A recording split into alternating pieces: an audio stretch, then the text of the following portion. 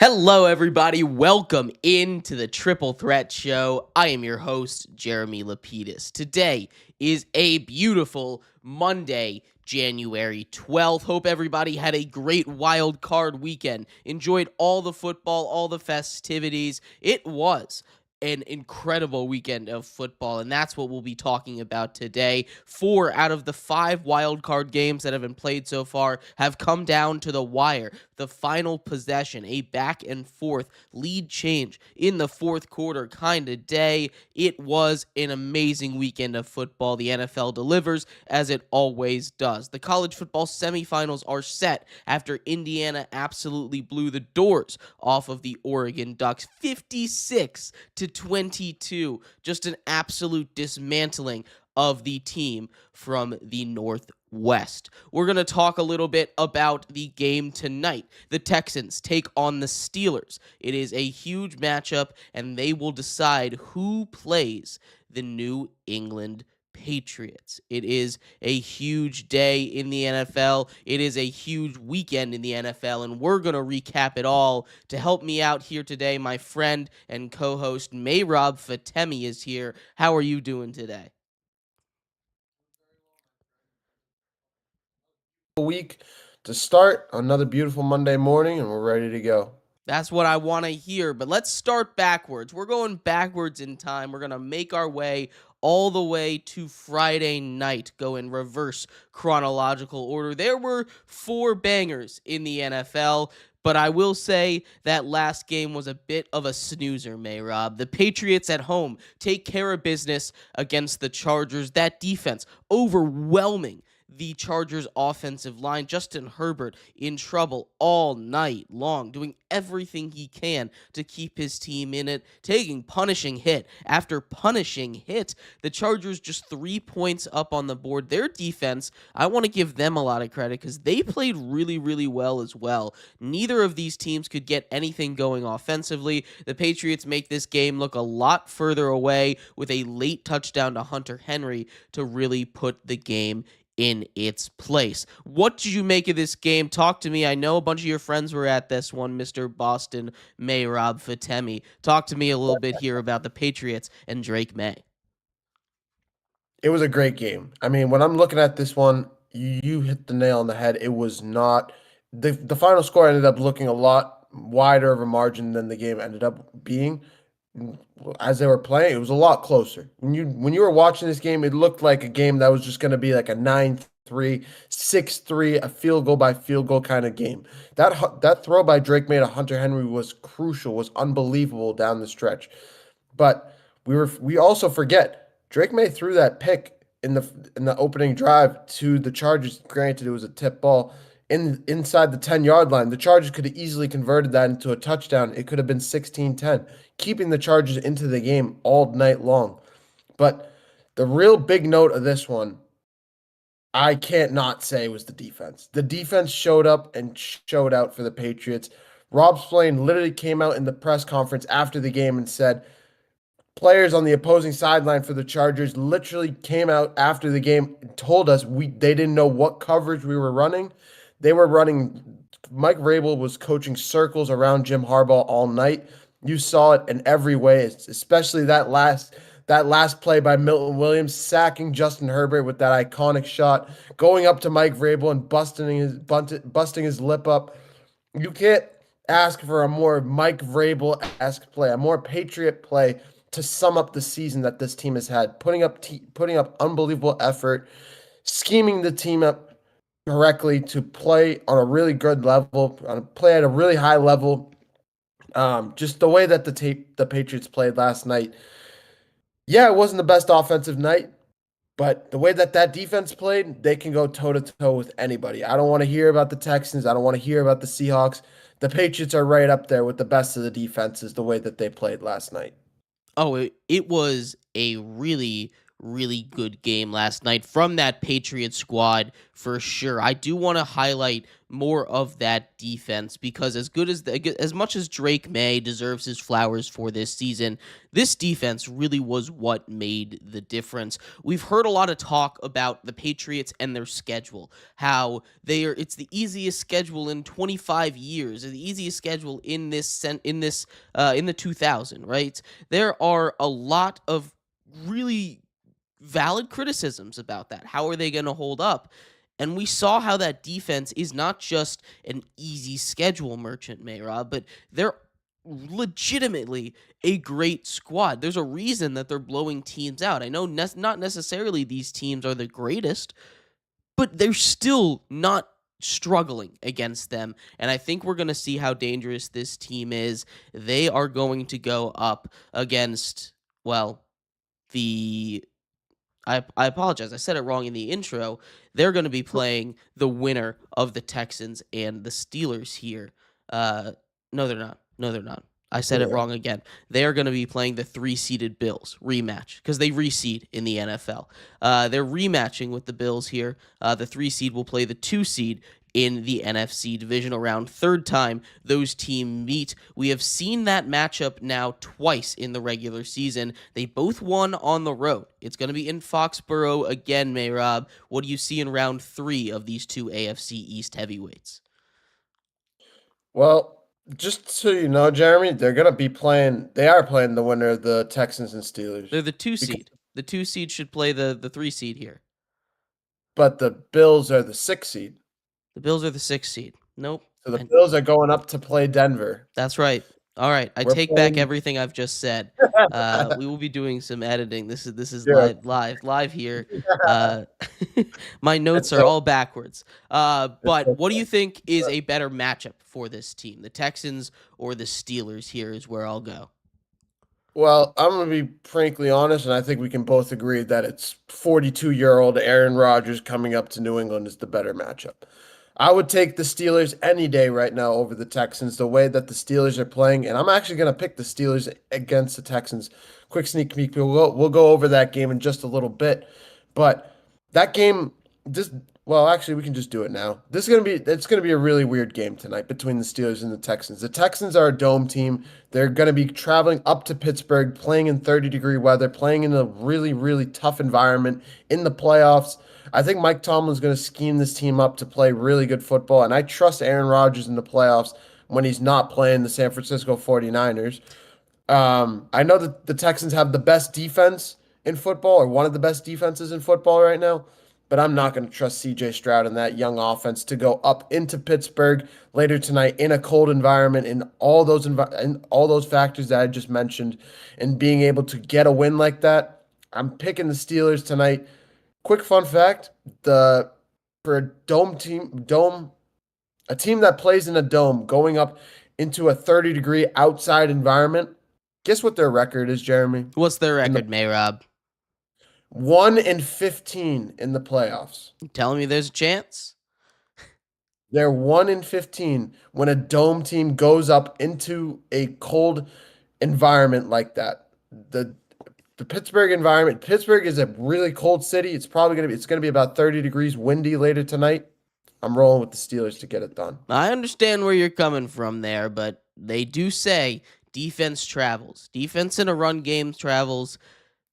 Defense is exactly what that team needs. And if they can put pressure on Aaron Rodgers, if they can make him uncomfortable, if they can just sit back in that man coverage, that zone, they're going to be perfectly fine. They're going to be able to take care of business. I'm not worried about this Texans squad. Again, I see where you're coming from, but I'm not worried about their ability to play in the cold. Defense travels and defense plays in the cold. A lot of times that stat when you're playing in a dome, it's not necessarily because they play in a dome. It's because of these teams. You think about the teams that are in the domes right now, right? The Saints are in a dome. When they were in the playoffs, right, what was their strength? It was offense. It wasn't necessarily defense. That's not going to travel as well. Who else is in a dome? The Vikings. You look at what their strengths are when they're usually in the playoffs. I mean, it's the quarterbacks are a little bit weird. Kirk Cousins, Case Keenum, right? When they were in the playoffs. You look at another team in a dome, the Lions. I'm not sure if they've ever played outside of a dome, but that defense always injured when they're in the playoffs, right? The Texans also always in a dome, are in a dome here, but they don't necessarily get the greatest second round matchups because they're usually that 4 seed. This one, this one I think is a little bit different. It's the first round. It's against a Steelers team that I don't think is there. I'm sure there's examples of teams like the Texans that are from domes going out there, but I think that stat could be a little bit misleading because you don't generally see at least the current dome teams that are out there. They're not generally built around the defense. So I'm taking that defense to travel. I know the cold weather is going to be a factor, but it's going to be really interesting to see which one is more prevalent there. Is it going to be the Steelers offense or the Texans offense? Because I think both of those defenses are going to put on a show, especially like you brought up in that cold weather. Absolutely, no doubt about it. I think you're completely right, and we're just gonna have to wait and see how it plays out. I think it's gonna be a really tight game down the stretch. I think Aaron Rodgers' clutch factor is gonna come into play late in the fourth quarter in this one. That's why I'm picking the Steelers to get it done. And I really like the way that the Steelers offense is also really is built. Jalen Warren is pretty good, is really good at football. DK Metcalf is nothing to sneeze at. They have some good, nice weapons all around the team. And I think they've been playing good football down the stretch personally. So I'm going to roll with the Steelers here to get it done. Steelers to move on to the divisional round. But regardless, let's move on to the next game that happened on Sunday. And this was actually the 4 o'clock game, Jeremy. This is a game that kind of hits close to me because you'll see in a second. The winner of this one actually goes up to go to play Seattle in the next round in the divisional round. We had Philly and the San Francisco 49ers duke it out, and it was, in my opinion, the best matchup, the best game of the weekend. Jeremy, take me through what was going on in your head when you saw Juwan Jennings drop back to pass on that wraparound play to Christian McCaffrey downfield. It's a beautiful play. Beautiful play design here. That right there, Mehrob, is the kind of play that wins you games in the playoffs. That is the kind of game that makes a difference, right? These two teams are neck and neck because neither of them can get anything going offensively. Both of these teams are honestly trying to lose the game, it seems. That Philly defense is really good, and that offense could not get anything going outside of Saquon Barkley running the ball, and even that was getting bottled up for a good portion of that the middle part of that game. Early on, Saquon was having success. A little bit later in the fourth quarter, he broke through with a couple of big runs. A.J. Brown obviously wasn't getting anything done, but a play like that, especially a successful one, really saps away that morale. But when you're looking at that, that was a beautifully designed play, right? It was a toss, which they'd been running all night to McCaffrey, and then you have a reverse coming on the other side. The fake really sold it. He tucked that ball under his arm while McCaffrey took that route deep down the sideline. I don't blame any player for getting caught up in that fake because that's a perfectly valid reason to not go cover a streaking running back. Juwan Jennings, you don't necessarily expect him to throw, but he's done it before. He has that touchdown throw in the Super Bowl, obviously. Beautiful throw, an incredible catch. Little right over the shoulder, right in the bread basket, but he's able to hold on, score that touchdown, and that's the thing that kind of sapped everything away for the Eagles. Obviously, they had time to come back, but this was a much different game before and after that play. The momentum shifted, and they were able to get it done, the San Francisco 49ers, despite losing more key pieces, and yet again, every year, Mehrob, they're dealing with injuries. George Kittle goes down yet again with another injury. This one seemingly definitely ending his season, a torn Achilles there. But it seems as if a lot of the writing's on the wall that he might be done as far as a career goes. What is your thoughts on George Kittle, his career as a whole, and how this affects them, at least in the rest of the playoffs moving forward? Can they move on without their superstar tight end? I mean, that's George Kittle's third or fourth season career ending injury. I mean, he's had so many surgeries. I don't think it's the first time he's torn his Achilles. He's torn his ACL multiple times too. I understand it. George Kittle was one of the best talents to ever enter the league. He had so much potential at one point as a tight end. People were talking about him in the rights with Gronk and uh with some of the best, with Tony Gonzalez, with some of the best tight ends we've ever seen play football. But for a man like that to go down the way he did with another Achilles tear, you knew exactly what it was. The second he stepped back, you watch it in slow motion, the second he stepped back, you saw that calf pop. You know exactly what it was. It's unfortunate to see. And I know it's a play that happens in football all the time. It's an injury. It's an unfortunate injury. But it makes sense for George Kittle to hang it up. As for what it does to the San Francisco 49ers offense, I think it kind of limits what they can do, especially going up against the Seahawks defense that they're going to be facing next round. This is a Seahawks defense that's going to take away some of the wide receivers across the field. They're going to take away Ricky Pearsall and try and force Purdy to beat them downfield with Juwan Jennings. You notice I didn't say Christian McCaffrey because you're not going to stop Christian McCaffrey. But they have a chance to stop the wide receiver one. They have a chance to shut down one of the sides of the field to make it tough on Purdy. I think it's going to come down to how the offensive line plays next week. Having Trent Williams back is going to be crucial, I think. We're going to also have to wait and see what's going on with Fred Warner because there's a chance that he plays next week too. That is a big piece to this conversation. But as for right now, it doesn't make me any less worried for what Sam Darnold's going to do in a big game like this. This is playoff Sam Darnold we're talking about. This is big game Sam Darnold, and big games and Sam Darnold have not meshed together in the 7 years that Sam Darnold has played NFL football. So we'll see if he can get his first win as an NFL quarterback in the playoffs. It would be an extremely big accomplishment for him.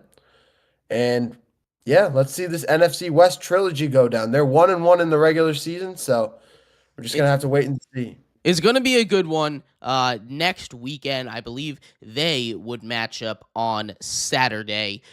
These two teams, both very similar. They've been the top of the NFC, the Eagles and the 49ers have, for a while now. They're obviously the two most recent representatives in the Super Bowl from the NFC, the Eagles winning last year and the 49ers winning 2 years ago. These two teams, very opposite trajectories, it seems, though. There's a lot of chaos, a lot of turmoil going on that Philly locker room, and a lot of noise around potentially moving off of head coach Nick Sirianni. Of course, famously, him and A.J. Brown have not really gotten along. There's been a lot of rumblings, a lot of stories, a lot of just not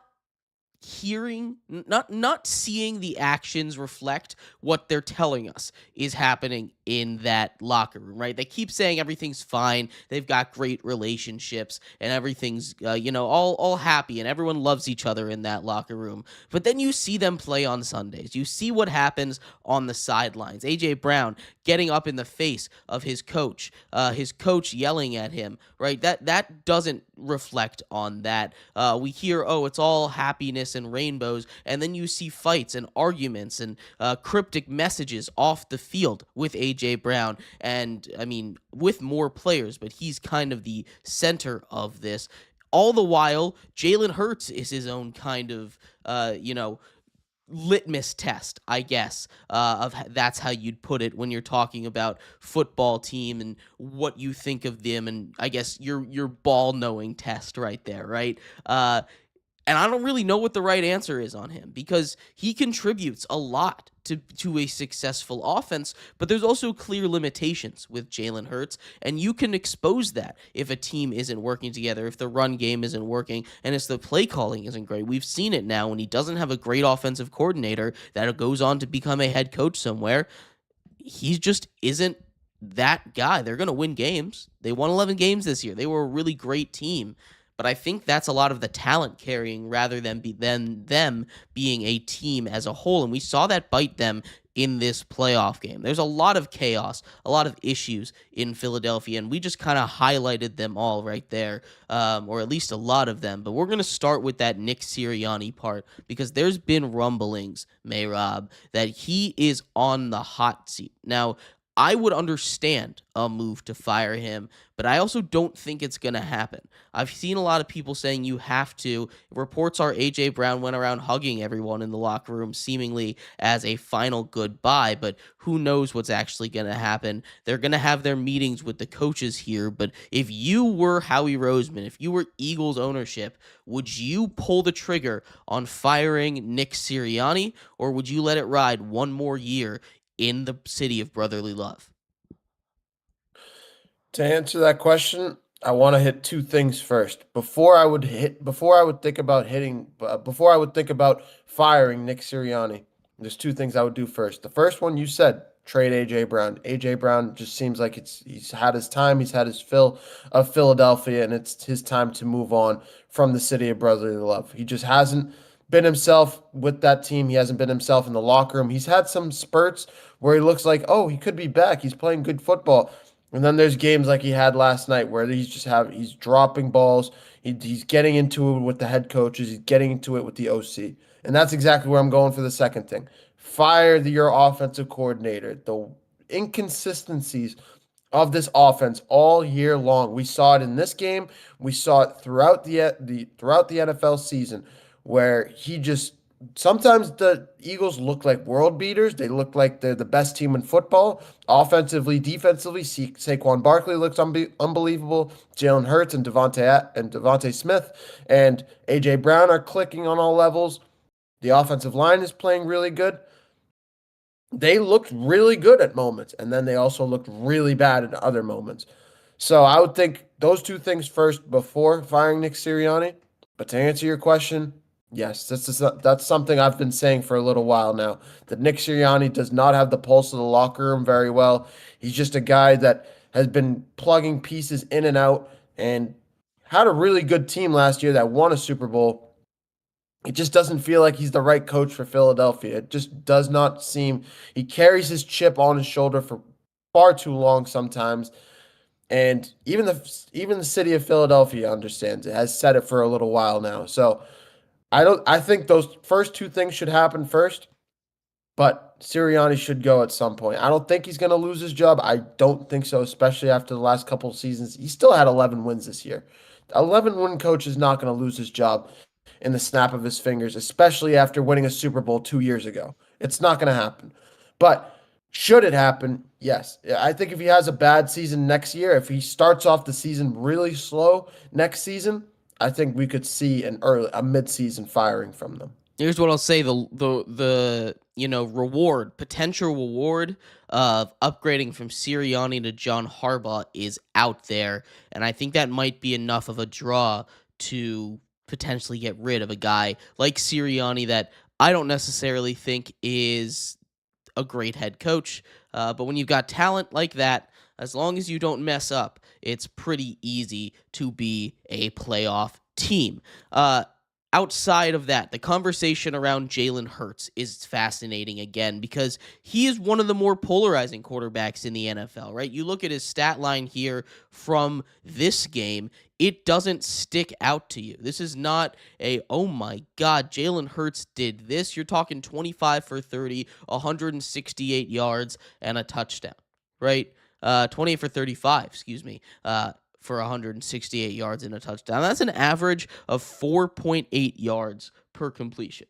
Like, I understand the game plan might not be to bomb it downfield, and I understand that there were a couple drops in those deep throws, right? A.J. Brown dropped at least 2, maybe 3 deep balls. It just wasn't really working, and you're trying to get Saquon involved in the game plan.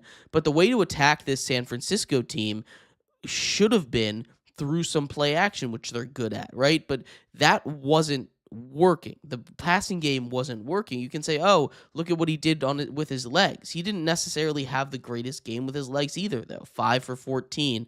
That's it. 2.8 yards per carry. A lot of that, of course, on those tush push situations, which I don't know if that's going to survive through this NFL offseason. Jalen Hurts, you're not getting rid of. That's not a conversation that we're having right now. We're not moving off of a Jalen Hurts, but this is a this is a how do we build around him? Is this a Jalen Hurts problem? Is this a play calling problem from Kevin Patullo? And how do we make Jalen Hurts look like that superstar quarterback that we all know he has the ability to be? We just don't see it day in and day out every single week.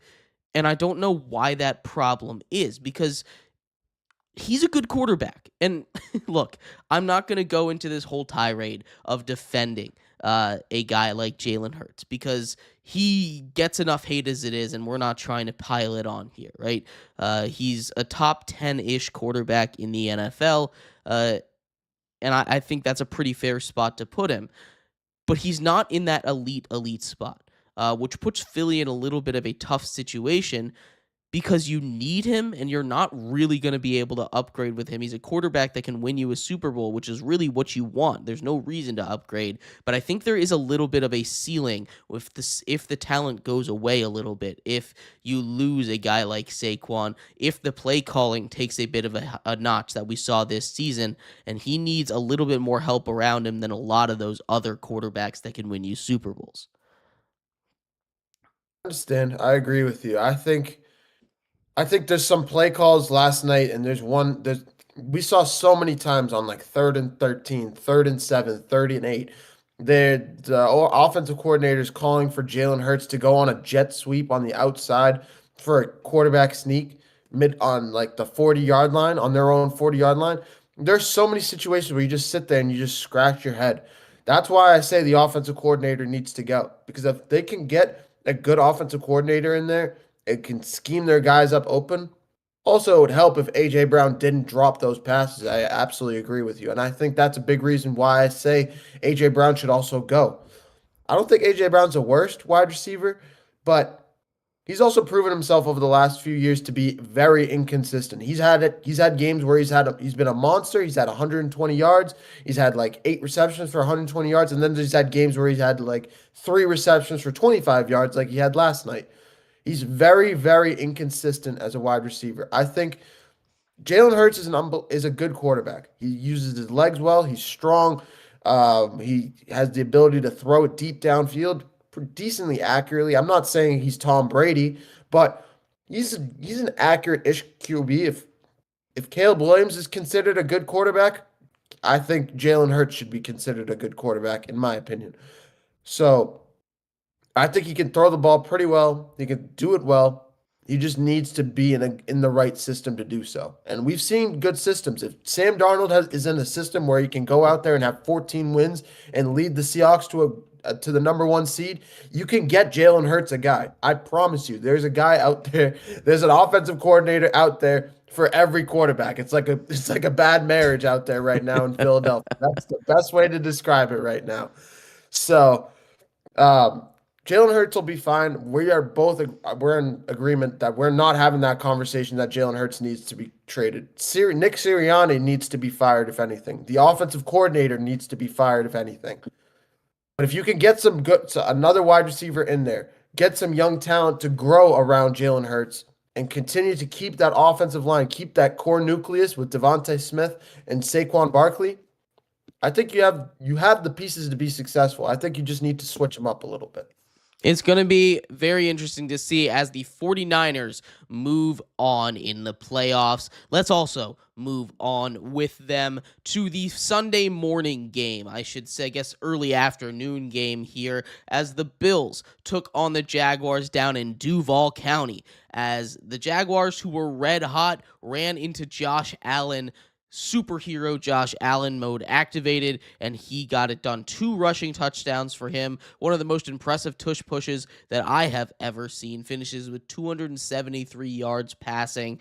But this was back and forth. Set a record for most lead changes in an NFL playoff game. Both of these teams scored 2 touchdowns in that closing period. When it came down to it, Trevor Lawrence was the one that blinked. Now, that's not necessarily a surprise when you're talking about which quarterback is going to blink first between Lawrence and Josh Allen. You're going to take Josh Allen in that fight every single time.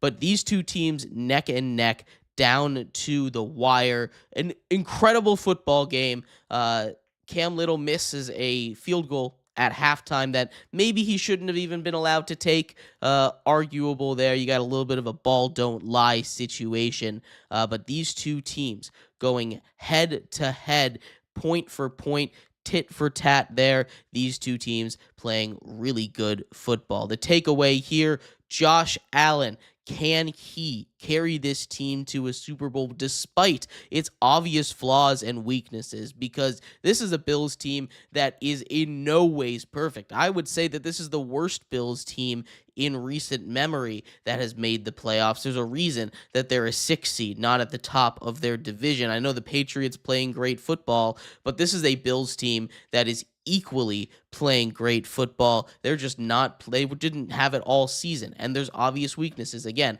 that defense, susceptible. Now they stepped up, made a big play, but that run defense is just atrocious. And you need to be able to run the ball in the playoffs. So all of these teams that are making it to the divisional round and on, they're all able to run the ball here. That is something that's going to be a limiting factor for them. But Josh Allen can play superhero mode, can go Superman like we saw in this one, Mehrob. Is it enough for the Bills to go on a Super Bowl run? And is that what they need to do for Sean McDermott to keep his job?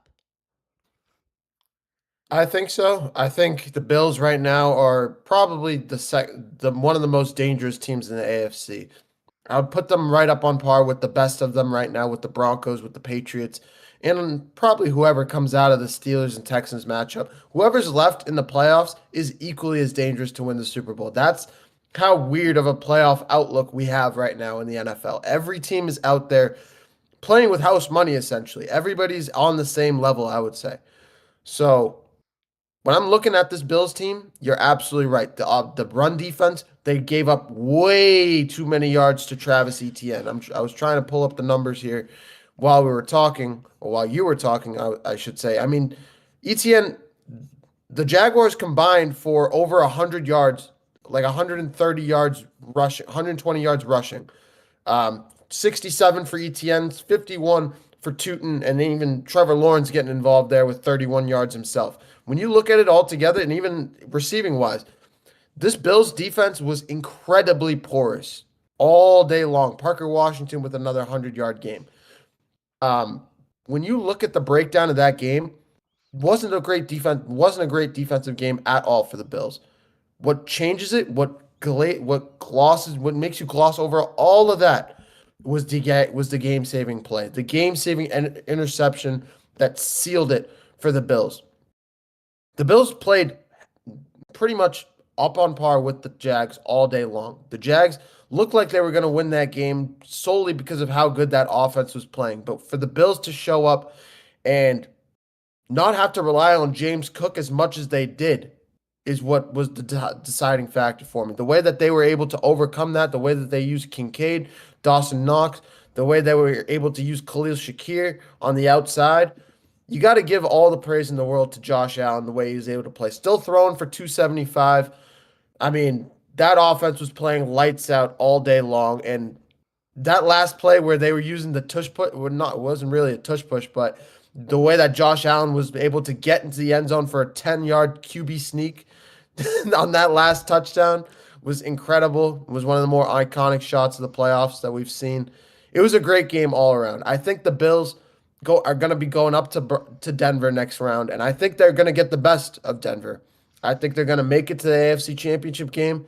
And if I'm being honest, I think we're gearing up to see a Patriots-Bills trilogy in the AFC Championship games, which Yeah, is going to be a that's certainly what it feels like. The Patriots and the Bills especially feel like a nightmare matchup for that Denver Broncos squad because coming down to it, I think Josh Allen could put points up against anyone. We saw that despite dealing with that nagging foot injury that he has been dealing with. He hyperextends his knee in that first half. He almost breaks his finger, it looks like, in that first half, and he plays through it all. He gets checked for a concussion as well, so he really went through the ringer, and he was able to come out on the other side as scot-free as you possibly can with all of those injuries that he went through, especially just in that game. It is a huge one coming up. Again, Broncos versus the Bills feels like a nightmare matchup for the Broncos in that one, but we will break that one down when the time comes closer to next week. We've got to make it into Saturday's action because those two games, Mehrob, were insane. Oh my God. The Bears, with one of the greatest comebacks in NFL playoff history, they had a huge deficit, 21-3 at halftime, and they dominated that second half. Really just absolutely nothing out of that Packers offense in the second half. We saw them step up huge, force some turnovers, which is what the Bears are liable to do, but we also saw them just make the Packers go 3-and-out after 3-and-out after 3-and-out, and the offense, after chipping away at the Packers all day long, had Caleb Williams hit some incredible throws. One of the most incredible throws that I've ever seen in my lifetime. That throw 4th and 10. You gotta have it situation. Playoffs on the line, season on the line. He is in the air, 2 feet off of the ground when you don't even have that throwing end. You don't have any way to plant and put force into that ball. It's all arm strength. He fits it perfectly over one defender, deep downfield to Rome Odunze. That play was the one that I think flipped a lot of the momentum on the head. You have to give a shout out to the way that Colston Loveland played in that one. Over 100 yards for him, nearly 130, nearly 140, I should say. He had nearly a NFL rookie record for receiving yards in the playoffs, but he just will settle for the Bears tight end record in the playoffs. He's had an incredible season. DJ Moore going off over here. What were your takes on this wild game for the Bears? Because there's just so many places to start. I want to give it up to you where you want to start on this one. This was a ridiculous one, Jeremy. You got to be kidding me with this one. I mean, it looked like the Packers, we had it all sealed up, wrapped up in a nice present. We're tying the final bow, was tying the final bow late in the game in the third quarter. And then somehow, some way, these Bears pull out a win, down 21-3 with 4 minutes to play in the third quarter. They come back looking like the 2017 Patriots, making the Packers look like the Falcons, coming from nowhere and ending up with this win, 31-27. I mean, you got to be kidding me. You hit the nail on the head with Caleb Williams. I mean, I was getting ready to, through that first half, to say Caleb Williams is one of the most overrated quarterbacks that we've seen in the recent generation. He's had he still has the lowest completion percentage out of any playoff quarterback that we've seen in the modern era at just over 50%. But still, he'd thrown for just 48. I think he threw for like 48% completion percentage in that game as well. Still threw for 360 passing yards, 2 interceptions in this one. I mean, it looked like everything was going wrong for Caleb Williams, but some of those plays that he made down the stretch, some of those throws, the one off his back foot. I mean, if there was one play, if there was one guy, if there was one time that I wish we heard Chris Collinsworth on the call to compare that to Patrick Mahomes, I wish it was that singular play right there because it was absolutely well deserved. That was Mahomes-esque. I will say it for him. That was Mahomes-esque, if I could say so myself. The Bears played unbelievable, and Colston Loveland is showing why the tight end generation does not need to die yet. Yeah, he's looking at Travis Kelce specifically and saying, You can go, man. You can go hang out with Taylor Swift in retirement. I got it. I can take care of the tight end load from here on out. I can keep this going. I can keep this position alive. And that's what he's done so far with the Bears this year, having an unbelievable year. DeAndre Swift, he had a great game as well. I know he wasn't able to get it going in the first half, but especially late in that second half, as a receiving back, as even just as a running back, as a power back, he was unbelievable. Him and Kyle Monangai are going to be formidable going up against the Rams in the next round. But I think we also need to touch on this as well, and I'm going to give the floor to you on this one to start it off. Jeremy, is Matt LaFleur getting fired? Is he relieved of his duties in Green Bay after that abysmal loss? Now, that is a great question. I don't think so.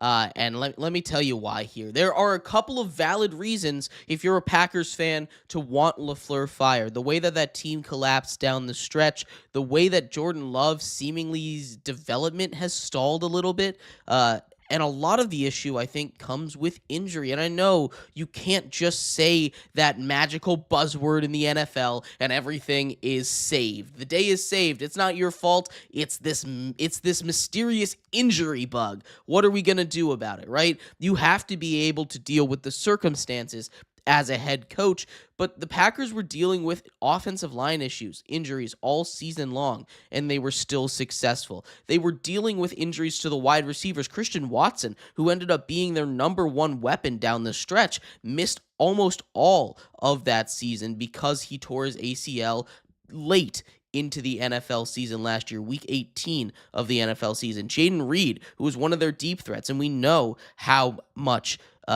Jordan Love likes to push the ball down the field. One of the guys that can really stretch the field along with Christian Watson missed a lot of time with a broken collarbone, and he didn't come back. That's a lot of injuries. And then you also have the tight end that was kind of holding the offense all together in Tucker Kraft going down with a season-ending injury, right? That is a lot of injuries on the offensive side of the ball, not to even mention what's happening on the defensive side of the ball. When you lose Micah Parsons, that defense falls apart because Micah Parsons is what that defense was built around. They gave up so much for him because he is exactly what that defense needed to be successful. You look at the defensive success before and after Micah Parsons tore his Achilles.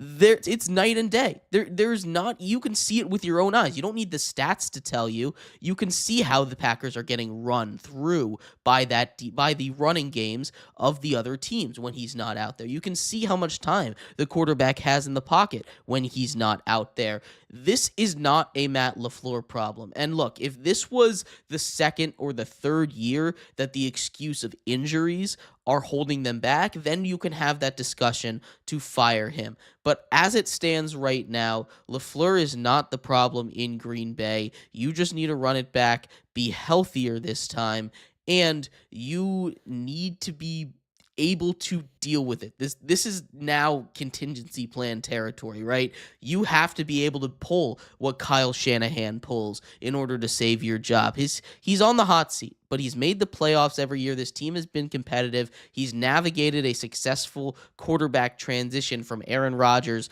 to Jordan Love, which I think is really impressive. You look at like the rankings for starting out a career as a head coach, he's near the top of all of them when it comes to winning percentage. I'm not worried for his job, but I think in a year when coaches are just kind of getting moved off of, we're seeing a shift of, oh, they did good enough to, we should fire them if they're not taking us everywhere we need to be, with the Ravens firing Harbaugh over there. Maybe he does get it done. There's been some weird noise about it all season. I'm firmly in the camp that he's too good to let go of, and you are not going to upgrade over LaFleur if you move off of him, especially this offseason. I hear it. Before we get into the Harbaugh conversation, because I'm happy you brought that up. That is a really key piece of this. The situation with Matt LaFleur, I personally think it's his time to go just because of the last few years of how he's played in the playoffs.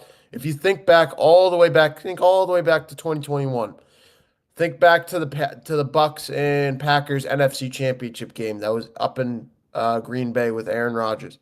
Aaron Rodgers did have those goal to go situations late in that game where he could have just gone for a run and gone for a stroll and would have been an easy touchdown that ultimately could have won that game and pushed Brady out of the Super Bowl that he ultimately won. Didn't happen. They've also lost to some really poor play calling down the stretch. That's what it comes down to. Poor play calling down the stretch, especially in big games, especially in playoff games. I don't know if you know this, Jeremy, but in the 2017 Super Bowl when the Falcons blew that 28-3 lead, Kyle Shanahan and Matt LaFleur were on the sidelines of that game. And I know Matt LaFleur was just a QB's coach back then, but he was there. And he does it again this weekend. I think I'm not saying that all roads lead to that, and that is not what I'm saying here. But I'm saying history. This is why you cannot consistently blow leads like this and consistently have issues like this, because history will rear its head and be a factor in this. And now I'm going to go to your John Harbaugh part. And that's why this makes it all interesting. John Harbaugh has ties to the Midwest, has ties to the Green Bay's GM over there. There's been a lot of rumblings ever since that game came out, ever since the final outcome on Saturday night, that John Harbaugh could be traveling up to Green Bay to coach the Green Bay Packers. And honestly, if that head coach spot opened up, I personally think that would be the best job across the NFL. That would be better than the Giants. That would be better than the Bengals. That would be better than the Ravens. It would be the best job by far because of how much talent is in Green Bay. Jordan Love is still, in my opinion, a top 10 quarterback, even though a lot of people want to say he's not elite. He's elite. He threw for 4 touchdowns and 300 yards last night on Saturday night. He's still an elite quarterback, in my opinion. They still have Josh Jacobs. And you brought up that wide receiver room. Jaden Reed, Christian Watson, Romeo Doubs, Matthew Golden finally caught his first touchdown of his NFL career on Saturday night. And they didn't even have Tucker Kraft in this game. They have a lot of pieces, and this Green Bay team still, in my opinion, has an opportunity, still is in their Super Bowl window where if they can put all their pieces together next season, they can go on a run for a Super Bowl. It's just going to be about if they can stay healthy. And if they can get the right guy at the helm to coach this team and get the right play callers to do so, I think they can absolutely go on a run for a Super Bowl. That's why I personally think they should get John Harbaugh to become the next head coach over there.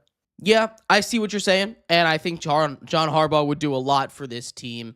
It's just tough because there's only one John Harbaugh, and if everyone's opening up their coaching slots for him, we're gonna have a wild coaching carousel with I think a lot of with I think a lot of like honestly, if all of these coaching spots open, if the Dolphins opened up their coaching spot with Harbaugh in mind, right? If the Packers are say to do it with Harbaugh in mind, if the Eagles are to do it with Harbaugh in mind, only one of those teams is going to get Harbaugh, and then what are you going to do? Matt LaFleur, is he going down? Is he going to coach the Eagles now?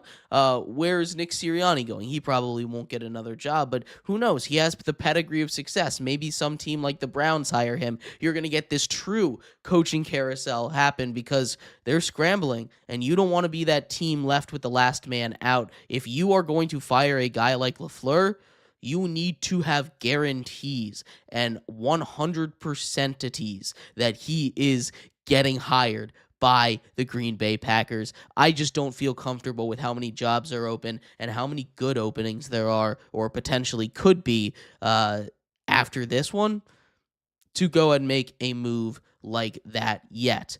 But there obviously is that possibility. NFL coaches, NFL teams can be a little bit impatient. The Bears get a big win. Shout out to Matthew Golden. You brought that up. He got his first NFL touchdown in the postseason. That's a huge moment for him.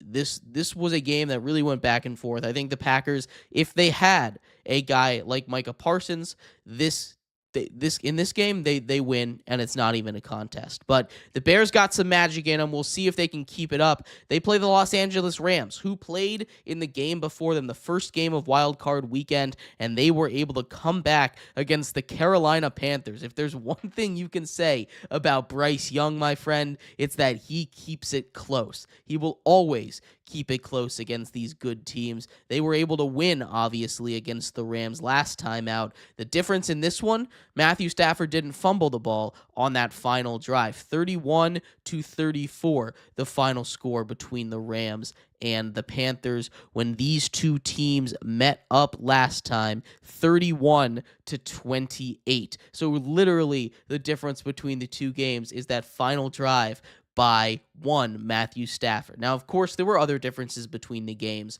You have the interceptions for the Rams in that first game, the pick six, of course. The Panthers played really good football, especially really after that first quarter. Bryce Young using his legs, I was really impressed with. But the big takeaway and the big question, and I'll go after you here, but Mehrob, what does this signal for the future of that partnership between the Panthers and Bryce Young? Did he buy himself another year? Is it a good thing if he bought himself another year? What's the future for the Panthers quarterback? And is it time for them to move on, or should they start to think about paying him those big bucks with the extensions? Um, I think they're 100% thinking about picking up their thinking about paying them the big bucks next, or not next season, but soon, because immediately after that game, they picked up Bryce Young's fifth-year option in his contract, in his rookie contract.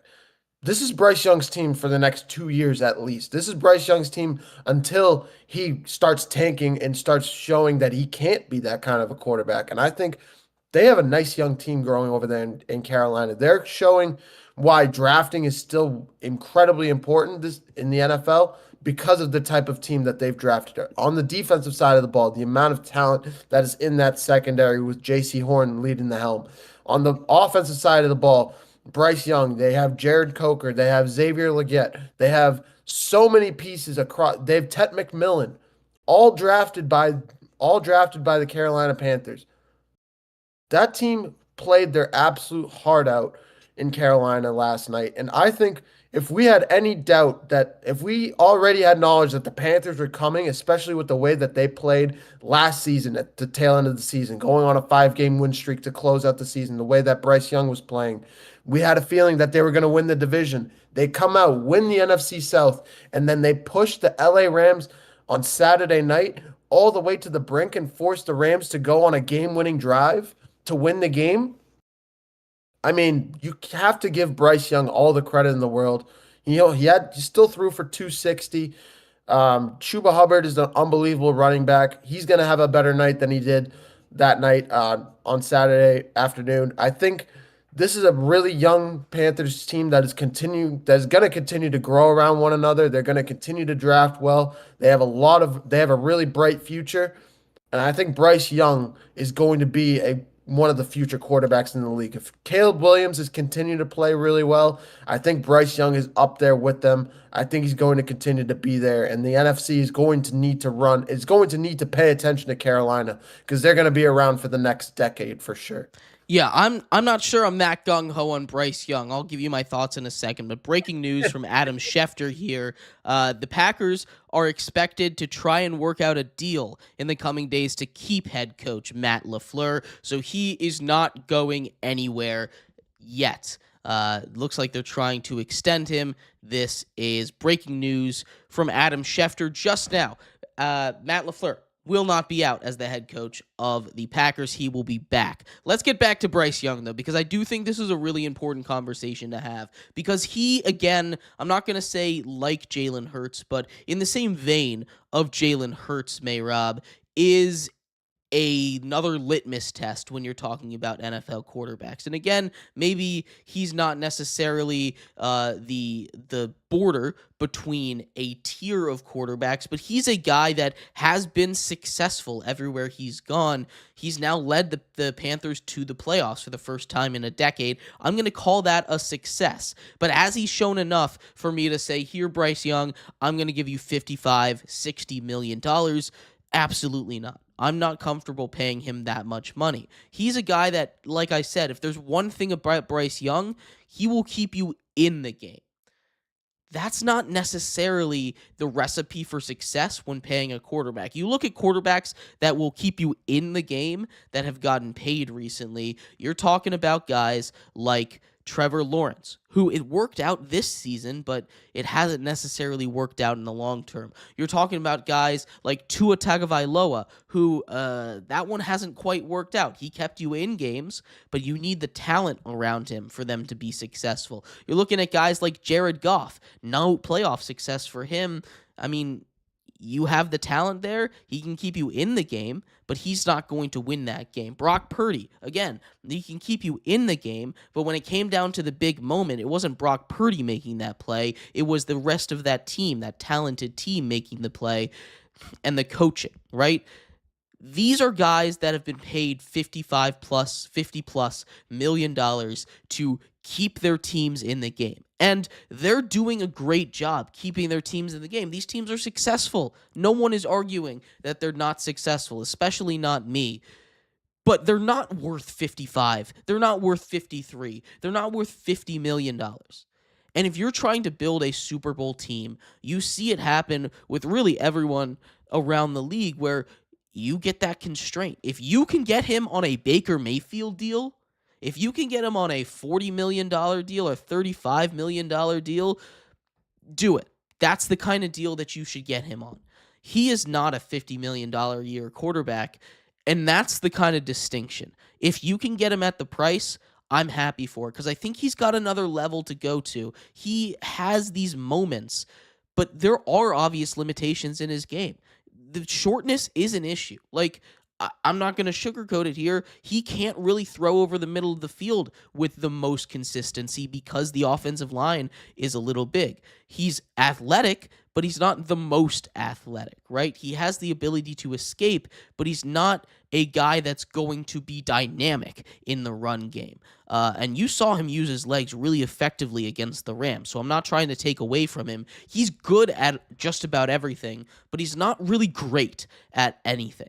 And that is not the general quarterback archetype that I think wins you a Super Bowl. It fits you into, again, Brock Purdy, Jared Goff kind of territories, right? They're really good at just about everything, but they're not great at anything. That's regular season success. That's not playoff success. And when you're looking to sign a quarterback for $50 million, I think the first question, Mehrob, you have to ask, can he win my team a Super Bowl? And if the answer is not a yes, you can't offer him that big contract.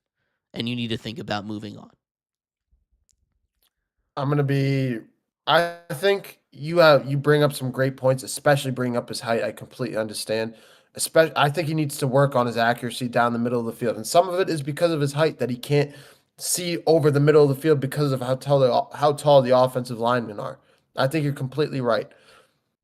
I think Bryce Young would do himself a favor if he went out in this offseason and said and called up one of these legends of the game, called up Russell Wilson and said, "Teach me how to throw that moon ball. Teach me how you did it in the NFL." Because if there's one guy that could save Bryce Young, that he could learn a thing or two from, it's Russell Wilson and how he did it in the young parts of his generation, in the young part of his career. I'm not talking about Russell Wilson now, the turnover machine Russell Wilson. I'm talking about Seattle Russell Wilson back in the middle of the 2010s when he was a top 5, top 7 quarterback in the league, and that's at a worst. The way that Russell Wilson was throwing the football to Doug Baldwin and Jermaine Kearse back in the day, the way that defense carried him and he was able to show up in big moments and clutch moments and deliver and put points on the board. That's what Bryce Young needs to do because that defense in Carolina is legit. They have a lot of pieces that he can rely upon them to keep him in games. But the defense also needs to rely on the offense. The defense needs to look at the quarterback and say, okay, we'll make plays if you can put points on the board for us and win us games, because obviously you need to score points to win games. If I'm looking at Bryce Young, he needs to be able to learn how to throw the football better, and better especially downfield, because I think he can do a lot of great things, especially using his legs to escape the pocket. His accuracy is just the one problem in my book. I think you're right that he needs to get to the next level, and I think he can. He just needs to find a guy, a mentor to be able to do that. And Russell Wilson is just it's just the perfect archetype that he could follow in his footsteps to get to where he needs to get to. I'm 100% on the same page as you, Mehrob. I'm not trying to say that he can't get there, but if you finish his 5th-year contract and he still is at this level, you can't pay him. That is like you said, 2 years away. So he has time to develop still. But if it was down to it right now, I would move on if I'm the Carolina Panthers. But that is just me. Let's talk about the Rams a little bit because they are hot. Matthew Stafford turns it on down the stretch, makes that beautiful throw. Great play by the tight end Colby Parkinson to stay in bounds and tightrope into the end zone right down the stretch. Matthew Stafford, 3 touchdowns in this one, finished with 304 yards passing. They dominated, and Puka Nacua had an incredible game. Of course he did. The first drive was literally Puka, Puka, Puka. It was just 3 passes, 3 catches, and a touchdown for Puka Nacua. He, of course, has that rushing touchdown as well that I think might have been a receiving touchdown. It's kind of on the border, but it doesn't really matter. He finishes with 2 touchdowns on the day. He finishes with 125 total yards, 10 catches, 111 yards, and a touchdown, and 3 for 14 and a touchdown on the ground goes Puka here. Devontae Adams comes back, goes 5 for 72, gets popped in that game, is able to come back and finish it out in this one. But those two are back. This Rams team, when they're clicking, is near unstoppable. We've seen it all season long. Was this what they needed to get right? Get a kick in the pants here after almost losing to the Carolina Panthers, the 8-9 Panthers on the road? I personally, I agree with. I know what you're saying, but I can't say yes. The reason I can't say yes is because Matt Stafford got injured in this game, and Stafford's injury is going to be a something that we got to pay attention to. His finger, his hyperextended or dislocated or broken, whatever you're gonna call it, because they already said that the X-rays are negative. That's not broken, but whatever the issue is with his hand, in that second half, he did not look like the same quarterback. Yeah, he went on a game-winning drive in the fourth quarter. I know, but he was also like 2 for 15 in that before that last game-winning drive. Matt Stafford was late in that game. I also think that defense, if they go up against the right offense, can be the issue with this Rams team. I know they had some good games, but I do think that that secondary specifically, is something that a good quarterback can go after. A guy like a Caleb Williams down the stretch could go after with the amount of weapons that is across that Bears team. The difference between the Bears and the Panthers is kind of similar, but I think the Bears offense is night and day compared to the Panthers offense. They're going to have a lot of things to go over if in that Rams not off season, but film room going into this game. They got a lot of things to clean up. And if I'm looking at that team, if I'm looking at the game later next week between the Rams and the Bears, I'm wondering how the Rams are going to be able to handle that Bears offense.